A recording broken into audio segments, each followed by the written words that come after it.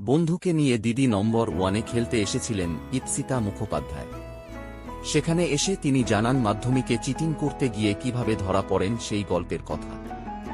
দিদি নম্বর ওয়ানে এদিন চাঁদের হাট বসেছিল। টেলি দুনিয়ার বিভিন্ন খ্যাতনামা অভিনেত্রীরা তাঁদের বন্ধুদের নিয়ে এদিন খেলতে এসেছিলেন। ছিলেন জল থই থই ভালোবাসা ধারাবাহিকের কোকো অর্থাৎ ইপসিতা মুখোপাধ্যায়ও। তিনি এদিন তাঁর স্কুল জীবনের এক বন্ধুকে নিয়ে এসেছিলেন।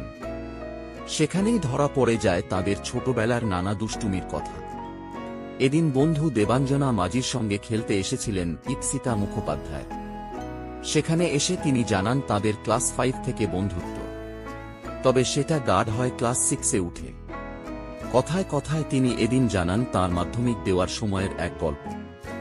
ইপসিতা বলেন, মাধ্যমিকে আমার সামনে সিট পড়েছিল আর মাঝে 2 সিট গ্যাপ দিয়ে ওর সিট পড়েছিল। এবার একটা